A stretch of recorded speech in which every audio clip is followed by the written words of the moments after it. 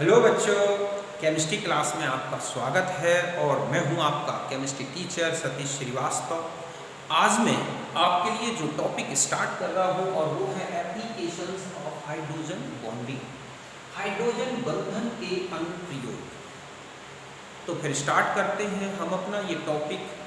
तो देखो बच्चों, जो हाइड्रोजन बॉन्डिंग है इसके बहुत सारे एप्लीकेशंस हैं। ये आपको ऑर्गेनिक केमिस्ट्री, इनऑर्गेनिक केमिस्ट्री, ठीक है, इसके अलावा बायोलॉजी और भी अदर फील्ड्स में देखने को मिल जाएंगे। तो इनमें से कुछ इम्पॉर्टेंट एप्लीकेशंस आज मैं अपने इस टॉपिक में डिस्कस करूंगा। तो फिर स्टार्ट करते हैं। तो देखो, इनमें से जो फर्स्ट एप्लीकेशन मैंने लिया है वो है सॉल्युबिलिटी ऑफ कंपाउंड्स, यौगिकों की विलीयता।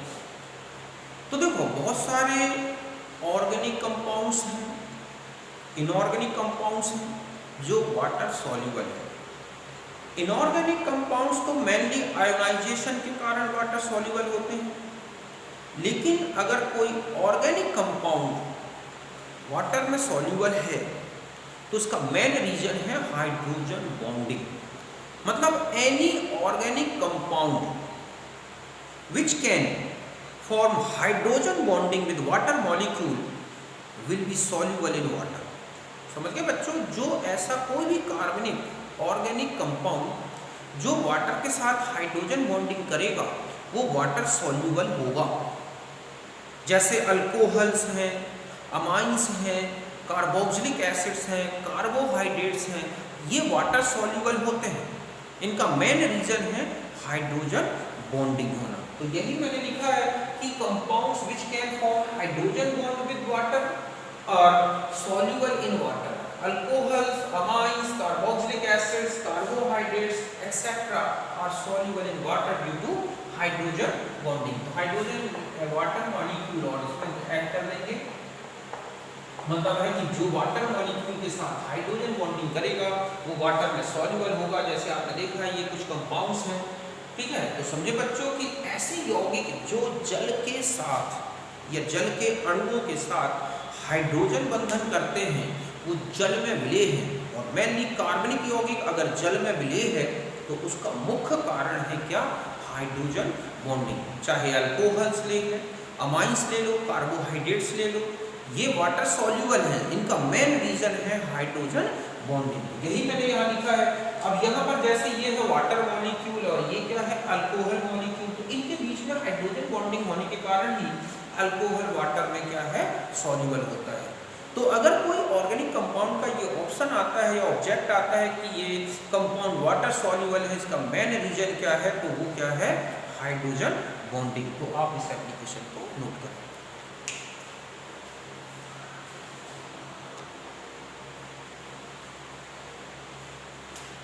अब देखो बच्चों, जो सेकंड एप्लीकेशन है और वो है low density of solid water. Solid या हम कहें कि आइस ले लो, ठीक है। लो डेंसिटी ऑफ आइस, बर्फ का कम घनत्व।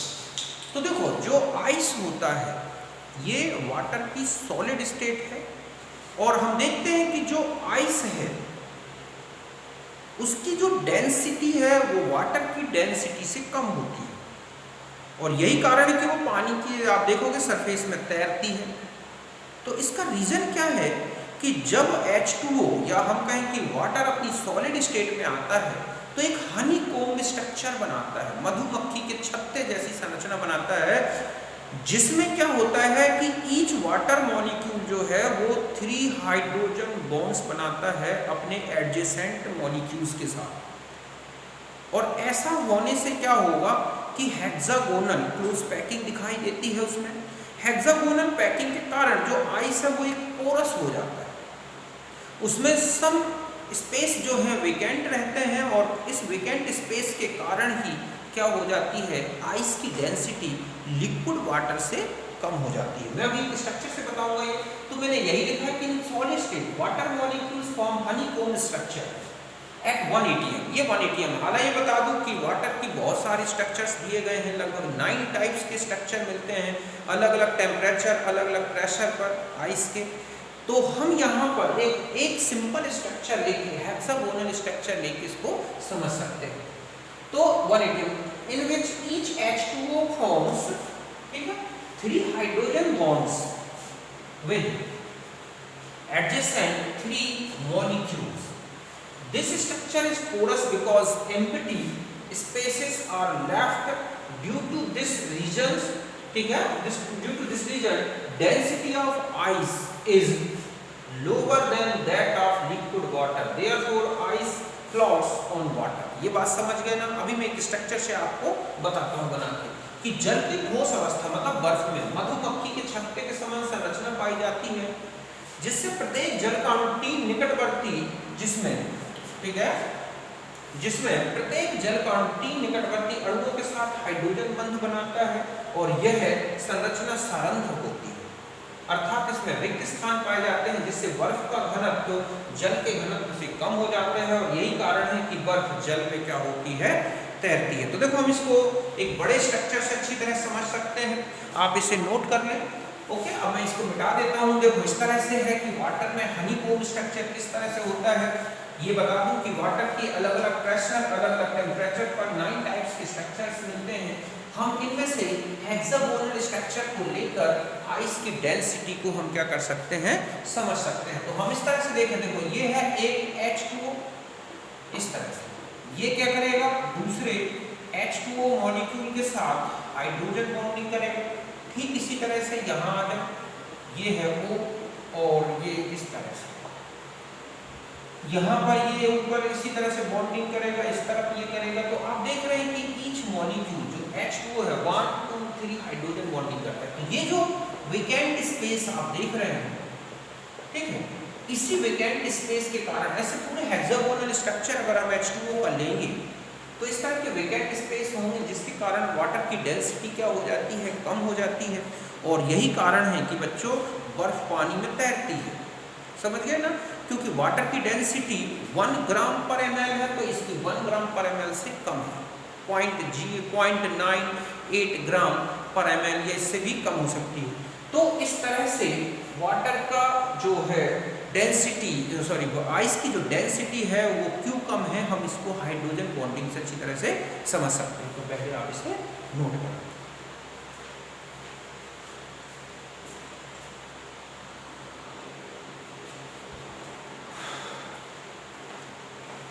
अब देखो बच्चों, थर्ड पॉइंट आते हैं, एक पूछा जाता है वाटर कॉन्ट्रैक्शन, जल संकुचन क्या है, वाटर कॉन्ट्रैक्शन क्या है। तो देखो क्या होता है कि हमने अभी देखा कि जब सॉलिड स्टेट होती है वाटर की, मतलब आइस में, तो वाटर जो है हनीकॉम्ब स्ट्रक्चर बनाता है, उसमें वेकेंट स्पेस होते हैं, वो एक पोरस स्ट्रक्चर होता है और उसका वॉल्यूम ज़्यादा होता है। मतलब सेम मास का लिक्विड लिया जाए और उतने ही मास का अगर आइस लिया जाए तो आइस का वॉल्यूम ज़्यादा होगा और लिक्विड वाटर का क्या होगा, कम होगा। तो जब हम क्या करते हैं, आइस को मेल्ट करते हैं, तो ऐसे में क्या होगा कि हाइड्रोजन बॉन्डिंग जो है, कुछ हाइड्रोजन बॉन्डिंग ब्रेकिंग होती है और मॉलिक्यूल का जो एक डेफिनेट 3 डायमेंशनल स्ट्रक्चर था, जो एक क्रिस्टलाइन स्ट्रक्चर था, वो ब्रेक होता है और वाटर मॉलिक्यूल एक दूसरे के पास आने लगते हैं, जिसके कारण उनके बीच की डिस्टेंस या वेकेंट स्पेस कम होंगे और ऐसे में जो वॉल्यूम है वाटर लिक्विड स्टेट का, वो आइस स्टेट से क्या हो जाता है, कम हो जाता है और लगभग 4 डिग्री सेंटीग्रेड तक ये वॉल्यूम लगातार डिक्रीज होता जाता है और इसी डिक्रीज को बोलते हैं क्या, वाटर कॉन्ट्रैक्शन। और जब 4 डिग्री आती है तो उस समय वाटर का जो थर्मल एक्सपेंशन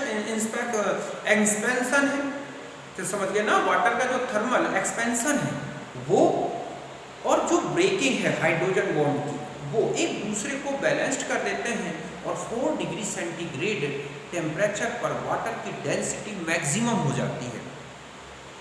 अब अगर मान लो इसके ऊपर अगर हम टेम्परेचर बढ़ाते हैं तो फिर ऐसे में क्या होगा कि मॉलिक्यूल से एक दूसरे को रिपेल करेंगे, मतलब हम यहाँ देखेंगे कि थर्मल एक्सपेंशन प्रीडोमिनेंट हो जाता है और फिर वॉल्यूम फिर बढ़ना शुरू हो जाएगा, तो फिर डेंसिटी डिक्रीज होना शुरू हो जाती है। तो 4 डिग्री पर मैक्सिमम डेंसिटी मिलती है वाटर की। तो मैंने यही लिखा है कि when ice melts some of hydrogen bond broken the vacant space disappear which are now occupied by water molecules. समझ गए बच्चों कि जैसे ही आपने मेल्ट किया, ब्रोकन हुए हाइड्रोजन बॉन्ड और जो वेकेंट स्पेस थे वहां पर वाटर मॉलिक्यूल्स आ गए। द सेम मास, ठीक है, of ice volume decrease and hence decrease of, ठीक है, इंक्रीज आएगा, sorry, and hence increase of density, it is called water contraction. समझ गए बच्चों कि जब स्पेस खत्म हो गया, मॉलिक्यूल्स ऑक्यूपाइड हो गए, तो ऐसे में डेंसिटी बढ़ गई और जो है इसी को क्या बोला गया है, water contraction. At 4 degree centigrade the two effect, thermal expansion and breaking of hydrogen bonding, ठीक है, balanced each other, therefore density of water is maximum at 4 degree centigrade या 277 केल्विन। बात समझ गए ना कि जब 4 डिग्री सेंटीग्रेड आता है तो एक ऐसी कंडीशन आ जाती है कि बॉन्ड ब्रेकिंग और थर्मल एक्सपेंशन एक दूसरे को बैलेंस्ड कर देते हैं और उस समय फिर क्या हो जाती है, डेंसिटी मैक्सिमम। इस टेम्परेचर के ऊपर थर्मल एक्सपेंशन प्रीडोमिनेंट हो जाता है और फिर क्या होता है, डेंसिटी ऑफ वाटर जो है मैक्सिमम हो गई। After 277 kelvin there is increase of volume on heating and density of water decreases due to, आप यहाँ लिख सकते हैं, ड्यू टू प्रीडोमिनेंट, ठीक है, डोमिनेंट ऑफ थर्मल एक्सपेंशन, ये होता है। तो अब यहाँ तक समझ गए होंगे। हम ये कहें कि ये है सॉलिड स्टेट आइस की एक स्ट्रक्चर है जो कि, और ये टेट्राहाइड्रल मॉलिक्यूल्स होते हैं। तो ये जैसे ही आपने हीट किया तो ये ब्रेक हो गए और मॉलिक्यूल इस तरह से मान लिया जाए कि अरेंज हो गए, तो उनके बीच में वेकेंट स्पेस कम हो जाने के कारण हाई डेंसिटी हो गई इनकी, ठीक है। और हाई डेंसिटी, जबकि यहाँ लो डेंसिटी थी। अब इसमें जो हाइड्रोजन बॉन्डिंग है उतनी स्ट्रॉन्ग नहीं रहती, मॉलिक्यूल लिक्विड स्टेट में होते हैं, जबकि यहाँ पर हाइड्रोजन बॉन्डिंग स्ट्रॉन्ग थी, मॉलिक्यूल फिक्स थे अपनी पोजीशन में। तो इस तरह से यहाँ डेंसिटी हाई हो गई और यहाँ पर लो हो गई। तो इस तरह से इसका वॉल्यूम ज़्यादा था, इसका वॉल्यूम कम हो गया, तो इस वॉल्यूम में कमी होना ही क्या है, वाटर कॉन्ट्रैक्शन। तो यहाँ तक नोट।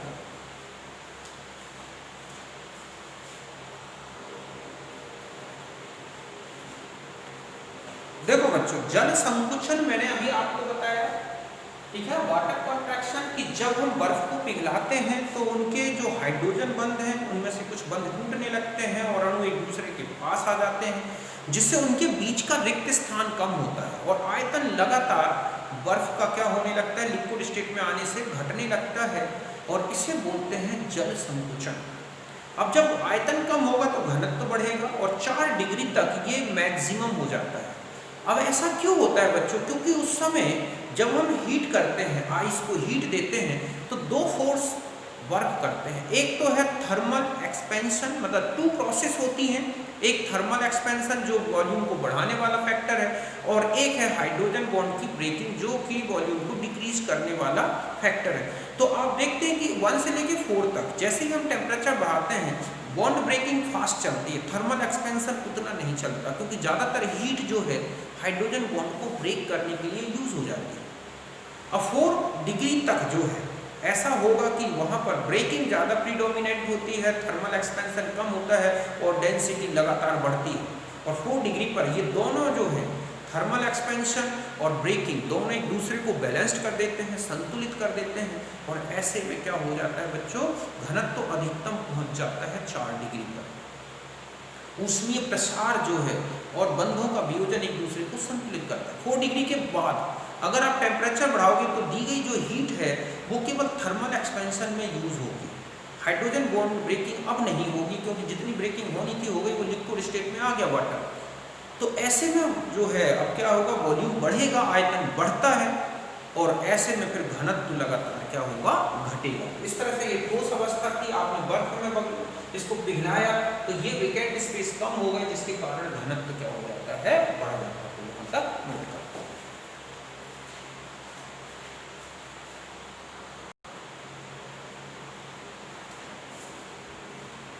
अब देखो बच्चों, नेक्स्ट है विस्कोसिटी एंड सरफेस टेंशन, श्यानता और पृष्ठ तनाव। तो आपको इतना ध्यान रखना है कि चाहे विस्कोसिटी हो या सरफेस टेंशन, ये डायरेक्टली प्रोपोर्शनल है एक्सटेंट ऑफ हाइड्रोजन बॉन्डिंग, मतलब जितनी ज़्यादा हाइड्रोजन बॉन्डिंग की एक्सटेंट, मतलब जितनी ज़्यादा मात्रा उतनी ही ज़्यादा ये प्रॉपर्टी है, क्योंकि ये मॉलिक्यूलर फोर्स या मॉलिक्यूलर अट्रैक्शन से रिलेटेड प्रॉपर्टीज हैं। तो जितना ज़्यादा अट्रैक्शन मॉलिक्यूल्स के बीच में मीन्स जितने ज़्यादा हाइड्रोजन बॉन्ड होंगे उतना ही ज़्यादा वो क्या हो जाएगा, मॉलिक्यूल उतना ही ज़्यादा उसमें अट्रैक्शन होगा और उसमें उतना ही ज़्यादा डेंसिव होगा और इस कारण से ये विस्कोसिटी, सरफेस टेंशन ये सब बढ़ जाते हैं। जैसे ये है इथाइल अल्कोहल, ये है इथाइलिन ग्लाइकॉल, ये है ग्लिसरॉल, इसका जो विस्कोसिटी कोफिशिएंट है 1.2 सेंटीपॉइज, इसका 17 सेंटीपॉइज और इसका 1070 सेंटीपॉइज है। तो आप देख रहे हैं कि सबसे हाईली विस्कस लिक्विड जो है वो क्या है, इथाइलिन, इन तीनों के कंपैरिजन में। तो अगर हम विस्कोसिटी का ऑर्डर कहें तो ये होगा कि थर्ड आप देख रहे हैं सबसे ज़्यादा विस्कस है, ग्लिसरॉल होता भी है, आप देखोगे ठीक है कि वो बिल्कुल चाशनी जैसा दिखता है, जेल जैसा हो जाता है जरा सा ठंडा कर दे। ठीक इसी तरह से हम H2SO4 भी आप देखोगे बहुत विस्कस लिक्विड होता है, उसमें भी इस तरह से हाइड्रोजन बॉन्डिंग होती है। तो इस तरह से जितना ज़्यादा हाइड्रोजन बॉन्डिंग होगी वो लिक्विड उतना ही अधिक क्या होता है, विस्कस हो जाता है, उतनी ज़्यादा उसकी विस्कोसिटी होती है। तो यहाँ भी बात समझ में होगी, आप इसे नोट करें।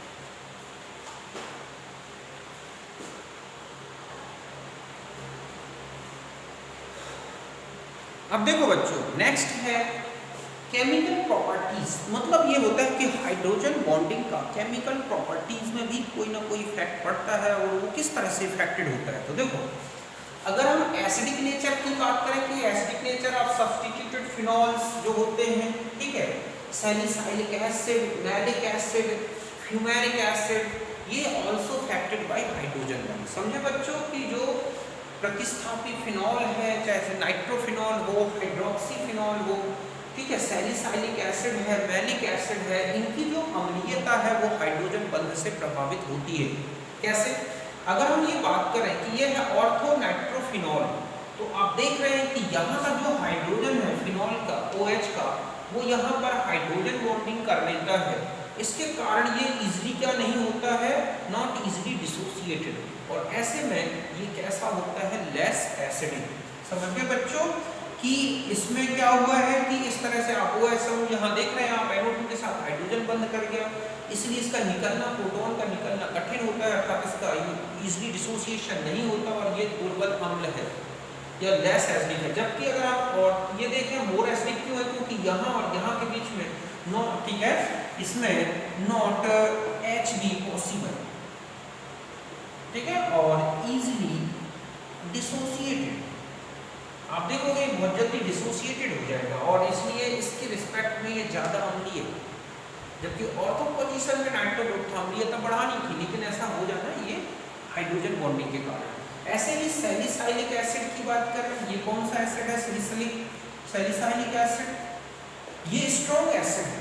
ऐसा इसलिए है क्योंकि प्रोटॉन निकलने के बाद जो एनाइन बनता है वो chelation means intramolecular hydrogen bonding, इसके कारण ये अपने आप को स्टेबल बना लेता है। इसका नेगेटिव चार्ज इसके साथ क्या हो गया, इस तरह से यहाँ पर डिस्ट्रीब्यूट हो गया। तो ऐसे में ये ज़्यादा स्टेबल होगा और प्रोटॉन बहुत इजीली निकल जाएगा। तो ये anion stabilised by intramolecular force, ठीक है, और ये आप देख रहे हैं कि इजीली जो है डिसोसिएटेड है। तो इसका मतलब ये है कि ये इजीली डिसोसिएटेड हो जाता है, अर्थात आसानी से प्रोटॉन निकाल देता है बच्चों, क्योंकि बना हुआ एनाइन आप देख रहे हैं हाइड्रोजन बॉन्डिंग के कारण स्टेबल हो गया। तो इसकी जो ज़्यादा एसिडिक नेचर है बेंजोइक एसिड के रिस्पेक्ट में, वो रीज़न यही है, किलेशन। ठीक इसी तरह से आप देखोगे ये है एक जो है इसको बोलते हैं मैलिक एसिड, ठीक है, जबकि ये सिस फॉर्म में है और ये ट्रांस फॉर्म में है, लेकिन ये ज़्यादा एसिडिक होता है। रीज़न ये है कि प्रोटॉन निकलने के बाद जैसे ही इसमें से प्रोटॉन निकल गया तो ये एनाइन बना। ये एनाइन आप देख रहे हैं कि यहाँ पर जो OH का H है उसके साथ हाइड्रोजन बॉन्डिंग करके और क्या हो जाता है, अपने आप को स्टेबल बना देता है, मतलब stabilised by chelation means intramolecular hydrogen bonding, जिसके कारण ये एसिड ज़्यादा जो है, आप मैलिक एसिड ज़्यादा एसिडिक है, जबकि फ्यूमेरिक एसिड में क्या है, ये दोनों अपोजिट होने के कारण इनमें किलेशन पॉसिबल नहीं है और इसीलिए ये लेस एसिडिक है।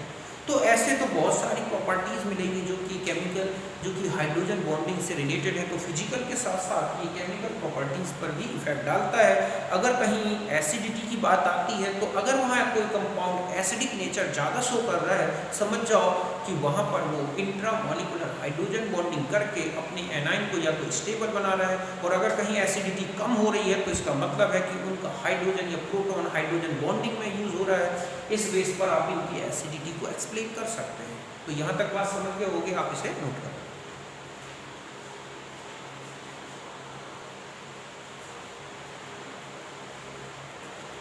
अब देखो बच्चों, अब हम जाते हैं नेक्स्ट है कि liquid state of water, HF, ammonia.